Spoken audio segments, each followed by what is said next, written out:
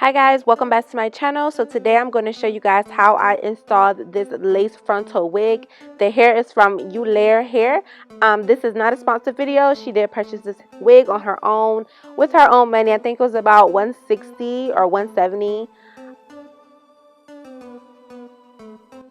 So I'm going to prep her edges with the Got2b glue spray as well as the Got2b glue gel. I'm sure a lot of you guys are familiar with these products.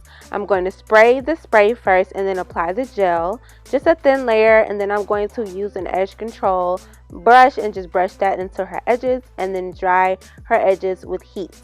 Now I'm going to go ahead and give a disclaimer. This lace was gray. It was not good quality lace. I did my best when it comes to working with what I have, and that's just a disclaimer for all the hairstylists. When you're installing a lace frontal, make sure that the lace is soft, make sure that the lace is transparent, and make sure that the lace is, like I said, transparent, so it's not a color, it's not gray, and the lace is soft and it's thin and it's flexible.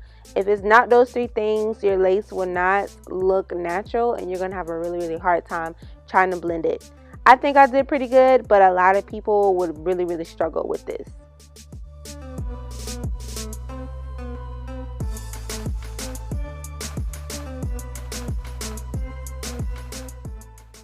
Next, I'm going to clean her hairline with 91% alcohol, and I'm going to repeat this step about 3 to 4 times in the video, and you will be able to see that.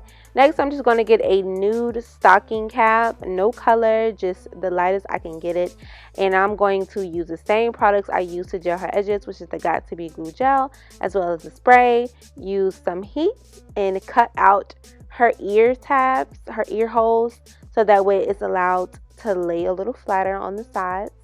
And then I'm going to dry it again with some heat, with a little bit of cool air, with a little bit of heat. I'm just going to go back and forth until it's all dry. It'll take about a good 10 minutes to fully dry.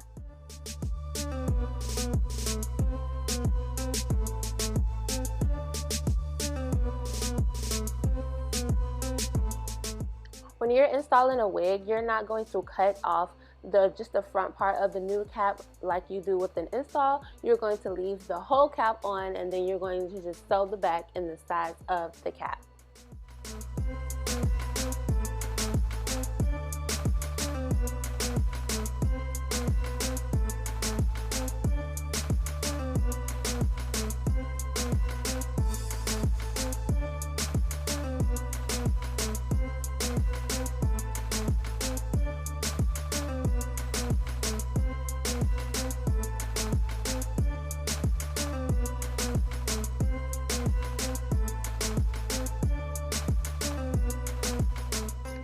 Okay, so after I dry the front of her head with the blow dryer from the gel, then I'm going to place the wig onto her head.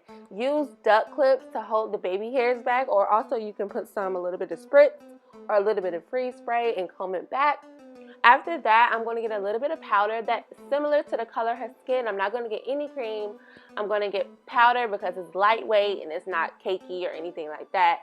I'm going to put some on her cap and some on the lace to help the lace blend better. Now, I usually don't have to do this when it comes to patients. Look at me. When it comes to clients that are very light. But again, I told you that the lace is gray, so it would not match if I did not put anything onto the lace. So after that, I am going to start to mold the cap down and fully mesh the cap in with her skin using the Ghost Bond Extreme Cream. So the first 2 layers, I use the Ghost Bond Extreme Cream, and then the 3rd layer, I use Walker Lace Tape. And I'm going to explain to you guys why I use it and why I use it like that. Just from trial and error, whenever you're using extreme creams and creams, they tend to allow the lace to lift up a lot of times whenever you're applying the mousse for the baby hairs and the mousse to lay the hair down. When you apply the Walker Lace Tape, which is a different type of adhesive, it does not lift whenever you apply the mousse. So that's a really good trick for you guys to use if you don't already know. I do use a wooden spatula to spread it in thin layers. The first layer is thinner than the second layer is thinner than the third, and the 3rd layer is the Walker Lace Tape, and I use the application that comes with it in the bottle. It's a very stringy product. It has a little bit of a smell to it, which is why I protect the skin already with the with the ghost spine. That way it doesn't, you know, get onto the skin. It's already protected with the other layer of the glue. And it takes the Walker lace tape also, it takes about 3 to 5 minutes to dry. So after you apply the first 2 layers, you apply the Walker lace tape, you dry it with a blow dryer. After, once it gets really, really tacky, then you're going to apply the lace.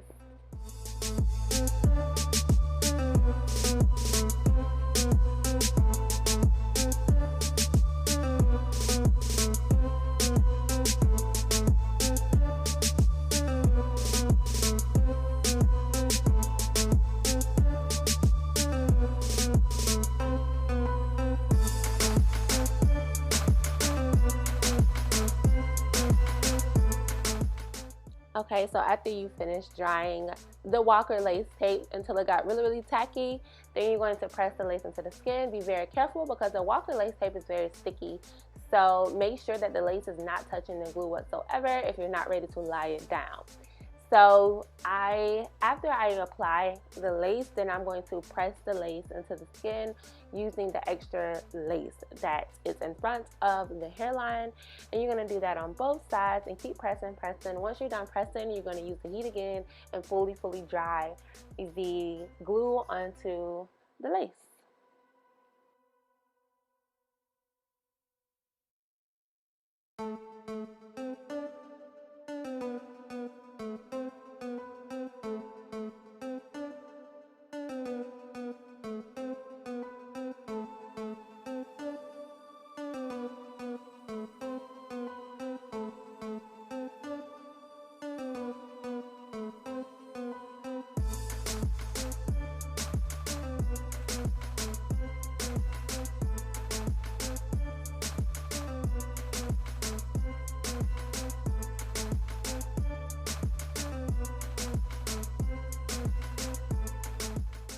And now I'm going to cut the lace in 4 different parts and then cut the extra lace off close to the hairline. After I do that, I'm just going to fill in the missing spots that are not completely molded down with the ghost spine. I'm not going to go back with the Walker lace tape. I'm not going to do that. I'm just going to use the ghost spine, and then I'm going to do about 2 layers for those and then tap that into the skin and just repeat the same process when it comes to drying. And then I'm just going to pull some parts out with the baby hairs, cut it and mold it with the mousse. Now I'm going to give you guys a little bit of tips because as you can see, this is the hairline did not come pre-plucked. So I actually did a lot of plucking, even though it doesn't look like I did. I did a lot of plucking when it comes to this wig, but again, the wig is very dense, especially in the front. So this is how you handle a very dense wig. So for this wig, I had to bleach the knots twice. I bleached it, let it sit on the hair for like 30 minutes, and it only got it to a dark brown. So I had to turn around and bleach it again, and then it got to like a medium brown, but it was just like some spots, a lot of spots actually were still black. That's how you know you got a cheap frontal or something, because it won't bleach, or it takes so long to bleach, or it's hard to bleach. And also, when you don't have a pre-plucked frontal or pre-plucked wig, the hair tends to be bunched up together, so it's hard to bleach all the knots. So a lot of times the knots end up being black, some brown, some blonde, all over the place, kind of like splotchy like it turned out to be. So you're gonna have to do a lot of plucking before, plucking when you put the wig on, plucking before you do the baby hairs, plucking some of the baby hairs out. Like it's a lot of plucking when you don't have a pre-plucked wig. So yes, guys, you see I'm plucking right here. You just got to keep going in with the plucking, man. Like, you just got to overdo it with the plucking almost. Because if not, you're going to have a lot of black dots that shows through. And you're going to have a lot of dense spots that shows through. And it makes it look really wiggy. So right here, I'm just going to go ahead and do the baby hairs. I'm going to cut some hairs. And I'm going to make the baby hairs with the Alpha G mousse. And as you can see, the lace is not going to lift or anything like that because I used a Walker lace tape. And that is it, guys. I hope you enjoyed this video. I just wanted to show where there is a very difficult frontal to work with so that people can relate and understand, because I see all these YouTubers, they have these nice old pre-plucked frontals, and a lot of people just do not bring you pre-plucked frontals or good frontals. So you have to kind of know how to work with everything and have it to look as best as you can. So I hope you guys enjoyed this video, and comment below if you like this video, and I will talk to you guys later. Bye guys. Mwah.